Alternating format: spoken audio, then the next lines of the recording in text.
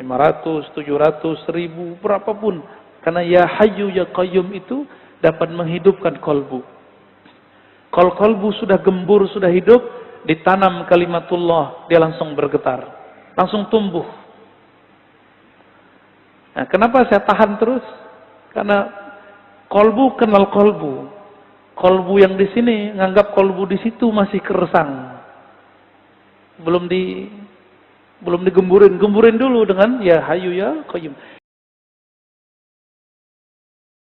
Pak Buya, saya mau nanya, dalam kajian tadi zikir itu terbagi dua, zikir jahar dan zikir sir.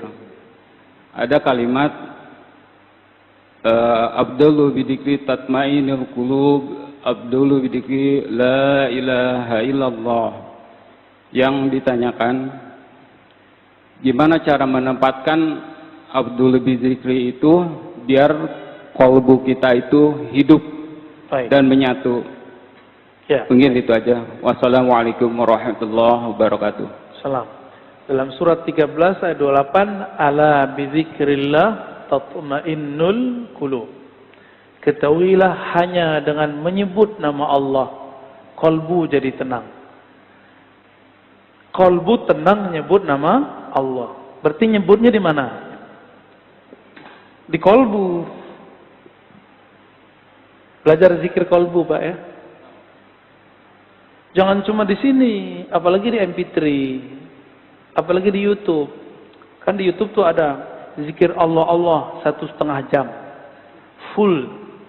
Itu yang tenang mah cuma MP3-nya. Yang tenang itu cuma YouTube-nya. YouTube-nya tenang, kulubnya tidak tenang. Ya, kolbunya yang sebut nama Allah. Ya, sebut Allah di kolbu.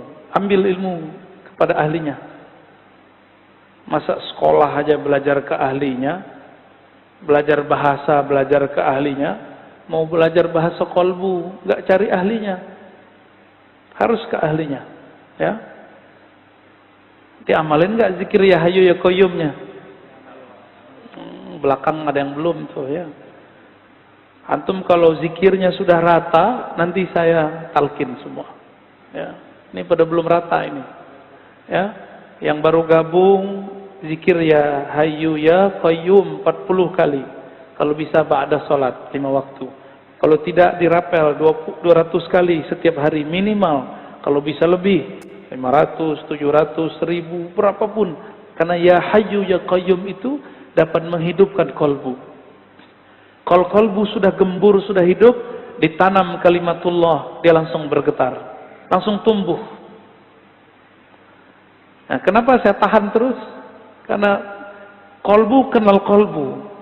Kolbu yang di sini nganggap kolbu di situ masih keresang.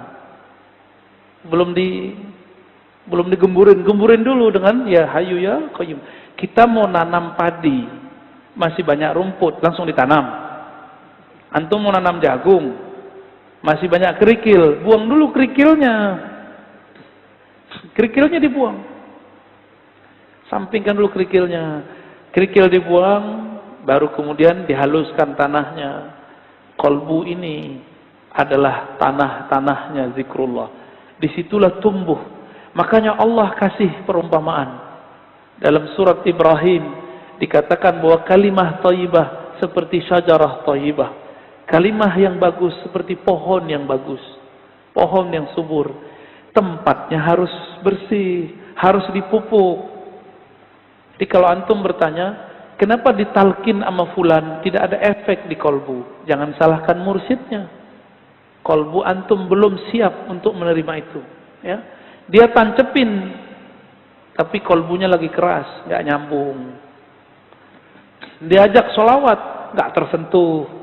Diajak istighfar, belum ada efek. Itu akibat apa? Belum dibersihkan.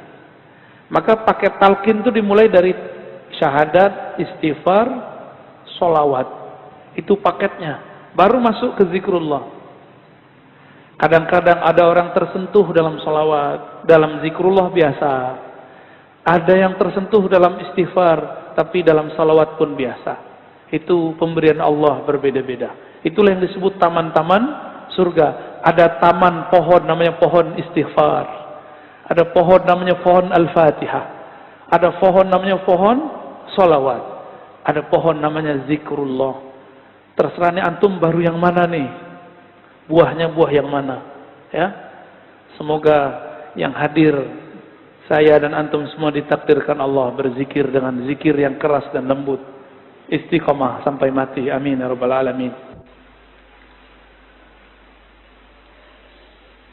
Di dalam hadis Imam Muslim dikatakan, karena Rasulullah sallallahu alaihi wasallam yadhkurullaha fi kulli ahyani, ala kulli ahyani.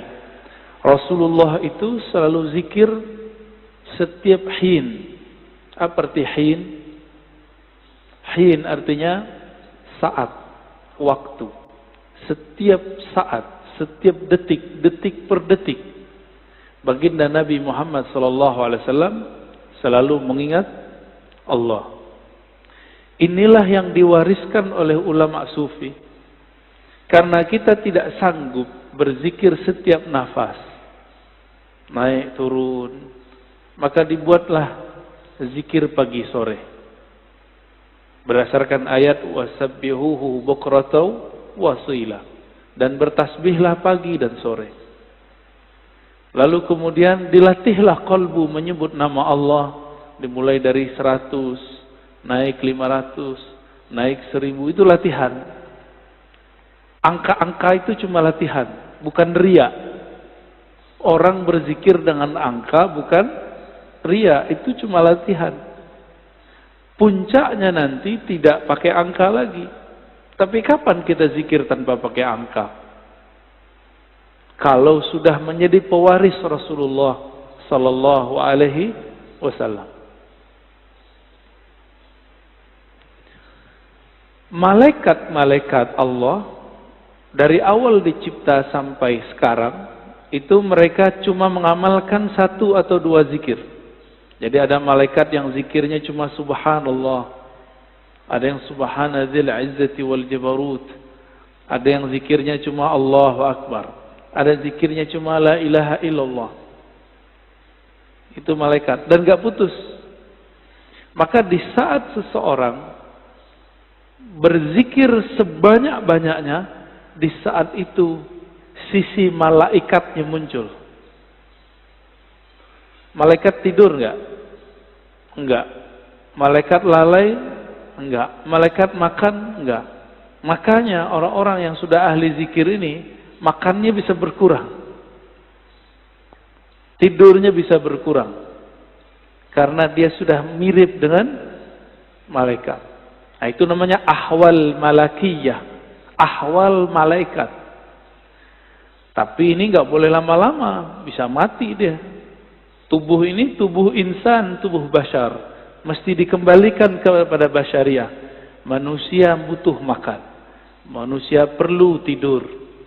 Maka Nabi SAW ketika melihat sahabat-sahabat beliau kedapatan ahwal ini, maka beliau mengatakan, ana atqakum, aku yang lebih bertakwa, tapi aku masih tidur, aku masih nikah, masih bekerja. Ya. Jadi kalau ada orang merasakan ahwal seperti ini, itu nggak boleh lama-lama. Dia harus punya guru, mursyid yang akan membimbing dia untuk masuk ke ranah berikutnya. Ya.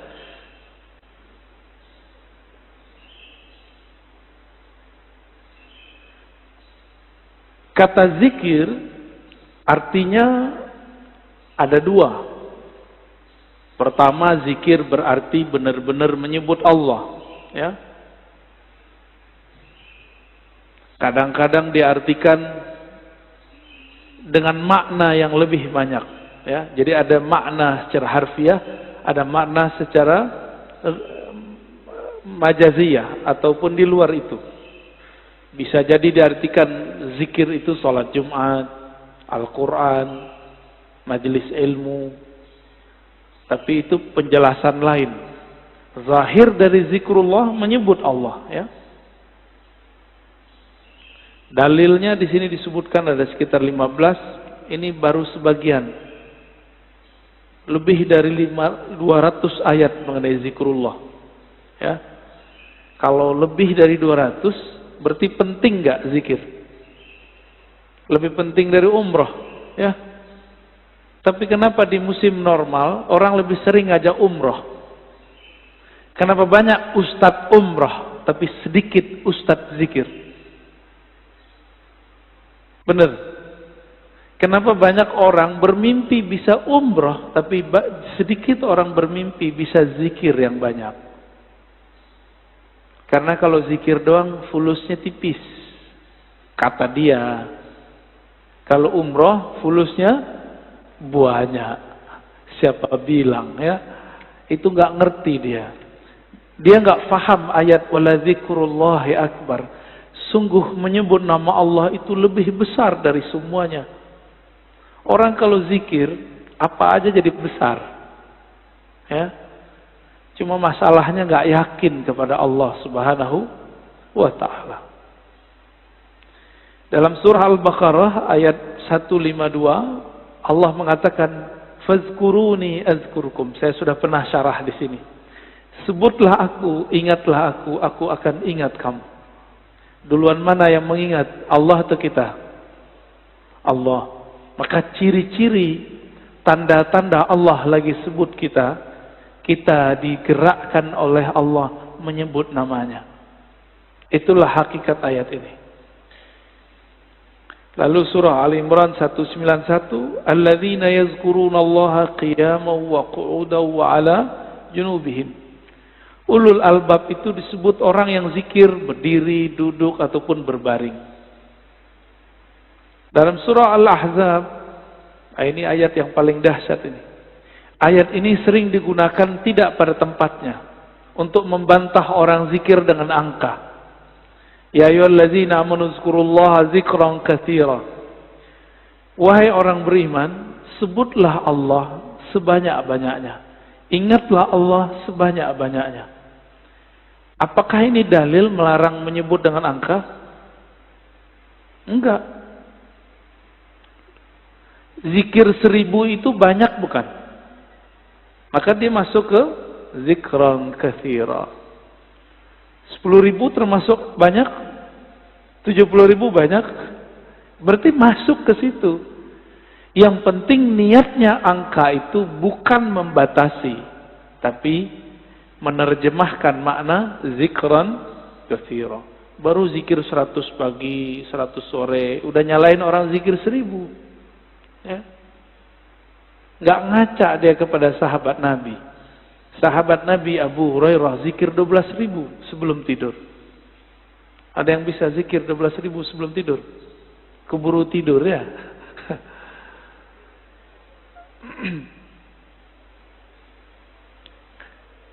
Ada surat Ar-Ra'd ayat 28. Ala bidzikrillah tatmainnul qulub. Ketahuilah hanya dengan menyebut Allah kalbu bisa tenang. Jadi antum mau belajar apa aja, itu kalbu nggak akan tenang. Jadi orang kalau hijrah, tidak hijrah zikrullah, nggak akan mendapatkan kedamaian kalbu. Oleh karena itu, bagi saya, berdasarkan ayat-ayat ini kan banyak ayatnya tadi. Belajar zikir itu bukan sunnat, tapi wajib. Ya. Belajar zikir itu sunnat, salah itu. Belajar zikir itu wajib. Kenapa disebut wajib? Allah mengatakan aqimis salata li dzikri. Dirikan salat untuk mengingatku. Salat wajib enggak? Wajib. Supaya kita dari awal takbir sampai assalamualaikum connect kepada Allah Subhanahu wa taala, maka yang dilatihkan apa? Gerakan yang bagus atau zikir yang mantap? Apa yang dilatihkan? Dirikanlah sholat untuk mengingatku. Berarti yang dilatihkan apa? Mengingat Allah yang dilatihkan. Jangan sibuk masalah ini wajahtu atau enggak pakai ini. Enggak khusyuk antum ntar, malah kusut nanti. Jangan sibuk masalah usoli bid'ah atau tidak bid'ah, enggak khusyuk nanti. Oh ini kan ilmiah. Ilmiah itu bagian akal. Kalau sholat pakai kolbu. Jadi kita nggak ada debat lagi kalau sholat.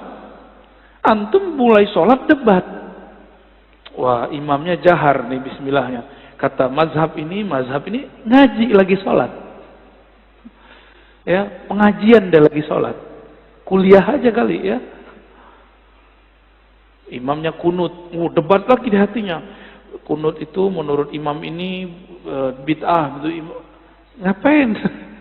Sholat itu bukan lagi berdebat. Sholat itu menikmati santapan-santapan zikrullah. Ya. Jangankan itu. Muawiyah ibn al-Hakam al-Aslami. Ada orang bersin lagi sholat. Dia lagi sholat. Dia baca yarhamukallah. Gimana Pak? Boleh nggak? Kita lagi sholat. Ada orang bersin. Terus kita bilang yarhamukallah. Gimana? Gimana sholatnya? Masalahnya sahabat ini kan nggak semua ngerti fikih. Nabi lagi ngajarin. Lagi sholat, sahabat bentak dia. Kayak anak kecil dulu. Maka Nabi ini ngajarin sahabat betul-betul satu persatu. Lagi sholat, bentak sahabat. Gimana tuh? Apa kata beliau? Selesai sholat, Nabi tidak mengata-ngataiku. Bi abi wa ummi, demi Allah, demi ayah ibuku. Beliaulah guru terbaik. Guru paling ideal, gak pernah ngata-ngatain orang. Terus Nabi bersabda, kata beliau, wahai Muawiyah, sholat itu la tasluh, tidaklah cocok kecuali zikrullah dan tasbih. Maksudnya kamu gak usah tanggepin kalau ada orang bersin. Itu cuma nanggepin orang bersin, apalagi nanggepin orang kunut. Buat dalil lagi dalam hatinya ya. Wah, di mazhab gua nih nggak ada nih. Nggak angkat tangan ah. Debat, lagi sholat debat. Berdebat dengan diri sendiri. Ini kan kasihan. Ini tanda sholatnya, belajar sholatnya bukan dengan zikrullah. Belajar sholatnya dengan apa? Dengan nafsu. Nafsu pengen berdebat. Ya. Kalau udah sholat, nggak ada debat, nggak ada pengajian, ya ngaji nanti habis sholat atau sebelum sholat. Baik, ini dalilnya banyak sekali ya. Berdasarkan ayat ini semua, Ibnu Abbas radhiyallahu taala anhuma mengatakan, yang dimaksud dengan ayat-ayat tadi, yazkurunallah fi adbaris salawat wa ghuduwan wa 'ashiyyan wa kullama istayqaza min naumih wa kullama ghada aw raha min manzilih dzakarallaha katsira.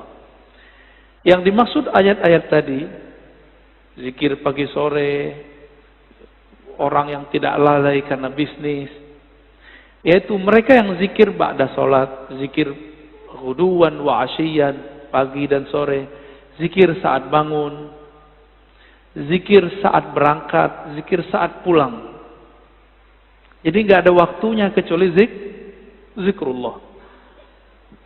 Qala Mujahid, murid dari Ibnu Abbas mengatakan, seseorang nggak disebut ahli zikir hatta yazkurallaha qa'iman wa qa'idan wa muttaji'an. Sampai dia ingat Allah baik dalam keadaan duduk, berdiri ataupun tidur. Gimana caranya zikir dalam tidur, Pak? Udah ada nyoba belum? Ini aneh nih minum. Gimana cara zikir kalau lagi minum? Bismillah, itu zikir sebelum minum. Bismillah. Itu zikir sebelum minum. Lagi minum, zikirnya apa? Pusing kan? Nah, ini yang mau kita bahas nanti. Kita lagi makan, bisa nyebut nggak? Kan nggak bisa. Apa dong zikirnya? Zikirnya ada dua. Pertama sebut di kolbu. Yang lebih tinggi memandang air ini dari Allah. Memandang segarnya dari Allah. Kenyang dari Allah, itu zikir lagi makan. Gimana? Udah zikir lagi makan belum? Belum ya? Masih memandang nasi yang mengenyangkan. Masih memandang air yang menyegarkan. Berarti kita belum berzikir saat makan dan minum. Sederhana? Rumah makan sederhana.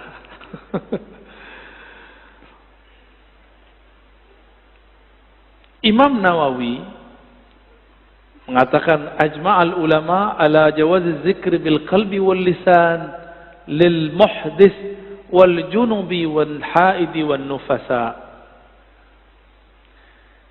Ulama sepakat bahwa zikir itu dibolehkan dengan kolbu dan lisan, baik bagi yang berhadas, yang junub, yang haid ataupun nifas. Kenapa?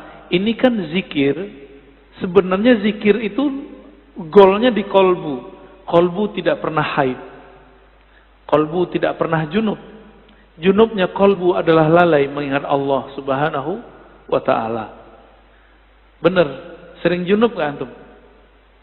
Maka kita ini sering junub Pak, mandinya jarang. Ya. Makanya ketika masuk sholat, kita masih membawa junubul ghafalat. Junub lalai kepada Allah Subhanahu wa ta'ala.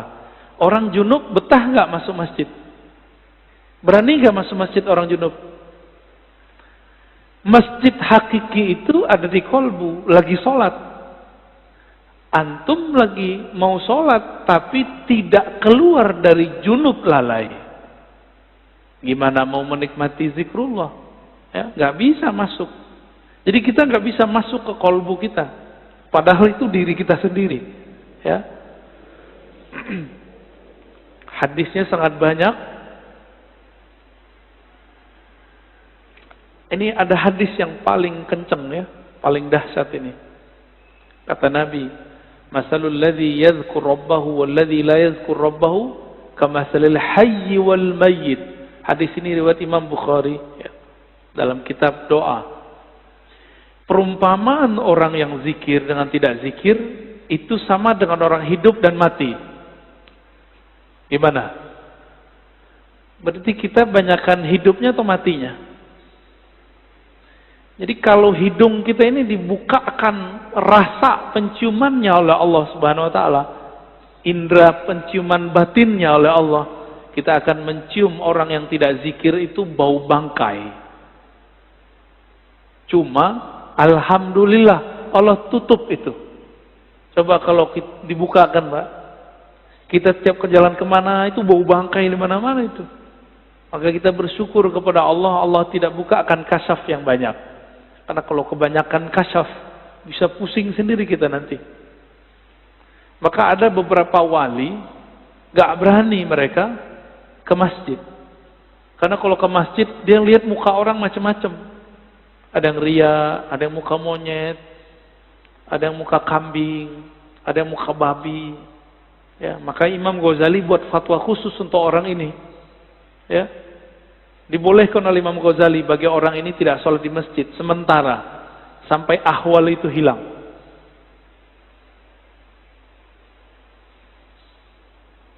Di hadis yang lain, sesungguhnya Allah Subhanahu wa ta'ala mempunyai malaikat yatufuna fit turuqi yaltamisuna ahla dzikr. Allah mempunyai malaikat-malaikat yang yatufun, bertawaf, berkeliling, mencari majelis ilmu. Ketika mereka bertemu, mereka berteriak, mereka memanggil kawan-kawannya, halummu ila hajatikum, wahai sahabat-sahabatku, wahai para malaikat, berkumpullah. Jika yang dipanggil itu ada manusia yang sudah mendekati karakter malaikat, maka dia juga terpanggil ke majelis itu. Jadi yang datang bukan hanya malaikat, tapi juga manusia yang karakter malaikatnya sudah hidup. Ya, itu mana hadisnya. Itulah sebabnya kenapa majelis-majelis zikir itu rame dulu. Masih ingat dulu Ustaz Arifin? Ya, Ramai nggak dulu? Cuma ya sayang, Ustadz Arifin tidak berthariqah. Akhirnya tidak ada kaderisasi murid menjadi mursyid. Karena beliau bukan mursyid. Tapi kita berterima kasih, berkah beliau Indonesia dizikirkan dengan zikirnya yang khas, dengan suara serak-serak basahnya yang lumayan, ya. Tapi beliau meninggal, ya sudah. Untungnya di negeri ini banyak mursyid-mursyid tarekah, ya. Kita beruntung banyak mursyid-mursyid yang mereka memegang ajaran-ajaran zikrullah, meskipun dituduh ahli bid'ah, dituduh sesat, dituduh gila, mereka nggak mau hiraukan, mereka tetap jalan, ya. Itu malaikat ganti shift, fayahuffunahum biajnihatihim ila sama'id dunya. Ketika mereka berkumpul, itu malaikat meliputi orang-orang yang duduk di majelis zikir dengan sayapnya. Ada yang lihat gak? Antum kalau kasyaf bisa lihat. Untung tidak kasyaf, karena kalau kasyaf pasti ketakutan, ya. Itu sampai ke langit pertama, nyundul langit. Makanya malaikat dari timur, dari barat lihat, wah kayaknya ada majelis zikir nih. Mereka akan berkumpul. Kalau ada manusia, kolbunya kolbu yang sudah berzikir, dia akan ikut meramaikan majelis tersebut. Semoga kolbu kita termasuk kolbu yang sudah berzikir. Amin ya rabbal alamin. Semoga yang hadir ini dipandang Allah, kolbunya kolbu berzikir. Amin ya rabb. Lalu mereka ditanya oleh Allah, wa huwa a'lamu bihim, pada Allah lebih tahu keadaan mereka.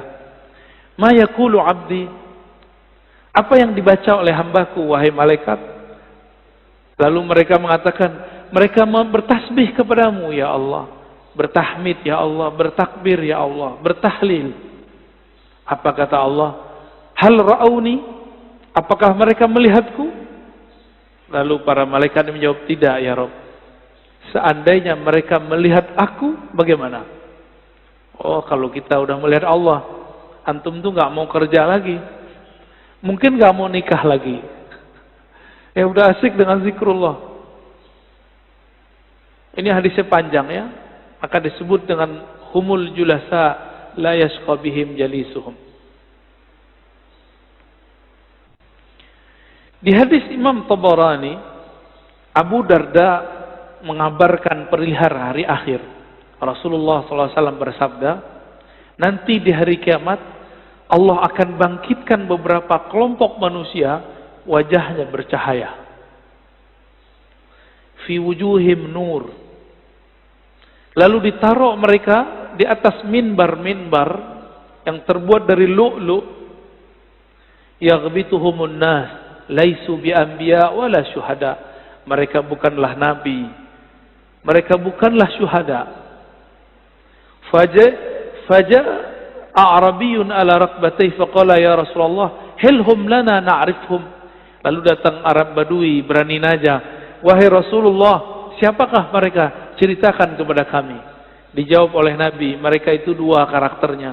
Satu, al-mutahabbuna fillah, mereka saling mencintai dalam rahmat Allah. Dan yang kedua, yajtami'una ala zikrillah, mereka banyak di biladin syatta, di banyak negeri, kemanapun mereka berzikir kepada Allah Subhanahu wa ta'ala. Ini orang-orang begini nih, nanti Nabi aja bingung, wah kok ada makhluk begini ya, bercahaya. Ini hadisnya sangat banyak, kita pendek aja ya.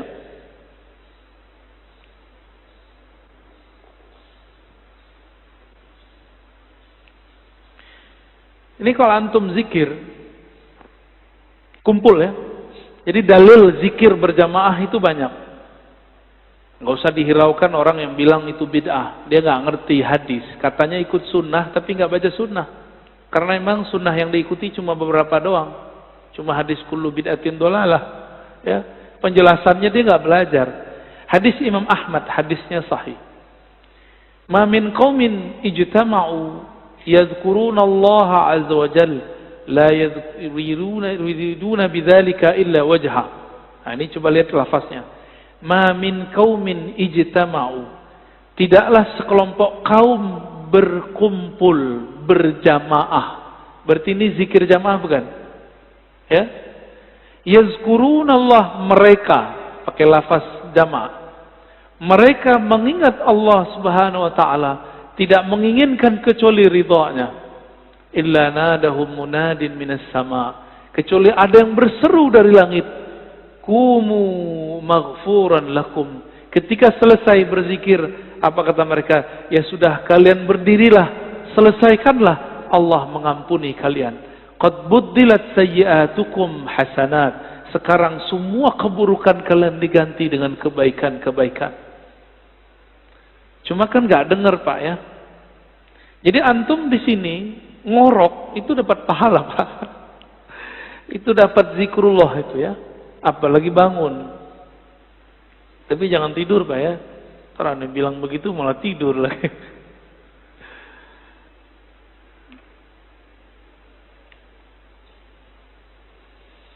Sayyidina Ibn Abbas menyebutkan keutamaan zikir. Jadi di sini ada kaul-kaul ulama mengenai keutamaan zikir. Kalau sholat ada batasnya atau tidak terbatas?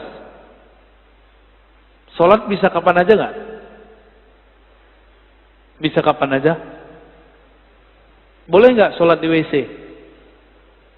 Boleh nggak sholat habis subuh sampai terbit matahari? Ini jangan ada lagi saya lihat Pak ya. Lagi taklim sholat syuruk. Itu jahil namanya. Ya, ini kita kasih tahu berulang-ulang. Ngaji satu bab, dengar satu hadis, itu lebih afdol daripada 100 rakaat. Antum dapat hadis. Kalau orang zikir ba'da sholat subuh berjamaah di masjid, lalu sampai syuruk, sholat 2 rakaat. Bagi dia pahala haji dan umrah tamah, kan begitu, sempurna. Itu kalau nggak ada taklim. Kalau taklim, apa kata Nabi? Lebih afdol daripada 100 rakaat. Bahkan di riwayat Ibnu Majah 1000 rakaat. Antum sholat 2 rakaat, lewat maklumat ini. Mungkin lagi sholat juga dengerin ceramah saya kali. Kalau belajar beribadah itu jangan konyol. Beribadah itu bil ilmi. Ya. Jangan beribadah itu bil jahli. Kalau nanti ada lagi ya sudah ya, kita nggak maksain. Kita nggak maksain juga Pak. Tapi kalau ada silakan. Ya. Tapi saya lihat ada aja di masjid, banyak masjid udah kita kasih tahu masih aja. Ya. Antum dengerin satu hadis itu lebih afdol daripada 100 rakaat. Padahal sholatnya cuma 2 rakaat. Ninggalin faedah 100 rakaat. Pilih mana? Kalau hitung-hitung duit, mana yang lebih untung? Yang ngaji. Sholat juga belum tentu khusyuk ya. Kusut udah pasti.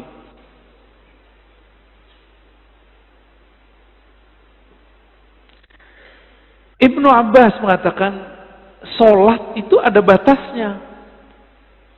Tapi kalau zikir gak ada batasnya. Ya, sesuatu yang Allah wajibkan, tapi tidak ada batasnya, itulah zikrullah. Gak ada batasnya. Disebut zikran katsira. Waktu kita kan 3 aja. Duduk, berdiri, tidur, benar gak? Kalau lagi hidup nih, kalau udah meninggal, ya berbaring nih, ya di liang lahat. Jadi waktu kita 3 aja. Nah, surat An-Nisa 103, surat Ali Imran ayat 191, itu kan menyebutkan mereka, kalau di An-Nisa perintah ya, fazkurullah. Kalau Ali Imran yazkurunallaha qiyaman, kan sama aja. Ingatlah Allah lagi berdiri, duduk dan tidur, berbaring. Waktu kita 3 aja Pak.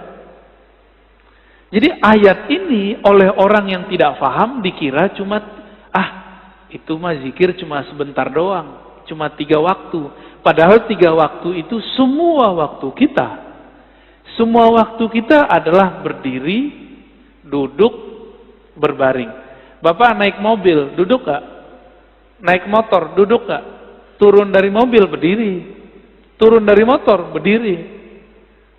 Istirahat, tidur, udah. Waktu kita cuma 3 aja.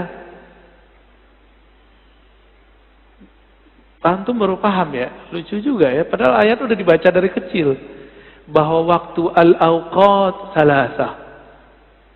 Qiyaman wa qu'udan wa ittija'an.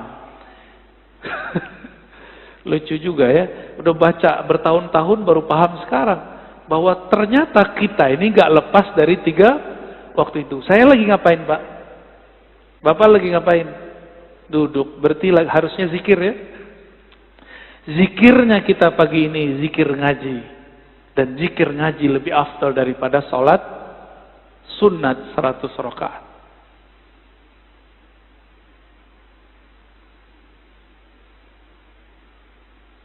Ibnu Athaillah As-Sakandari mengatakan zikir itu usaha melepaskan kalbu dari ghaflah. Apa arti ghaflah? Lalai. Gimana caranya? Dan tardid ismillah bil qalbi wal lisan. Dengan mengulang-ulang nama Allah dengan kalbu dan lisan. Maka ahli thariqah itu punya metode yang sangat sempurna sekali. Metode berzikir dengan kalbu dan berzikir dengan lisan, ya. Nanti ada masanya di sini kita zikir. Saya talqinkan semuanya, Pak. Tergantung sirnya turun atau belum. Ini belum ada, Pak, sekarang belum. Karena kalau di kolbunya belum ada koneksi, itu ngefek. Ya. Bapak sholat aja nih, ada debat 1-2 orang masalah kunut, itu ngefek ke badan saya. Langsung nggak nyaman rasanya. Itu terasa, Pak, bagi saya. Agak sensitif dikit, ya. Jadi ada nih orang ngerasa, kunut, itu langsung nggak nyaman saya. Ya. Apalagi di samping saya itu mengganggu sekali. Maka mending nggak kasyaf. Karena kalau kita kasyaf, kedengaran isi hati orang kan gawat. Ya.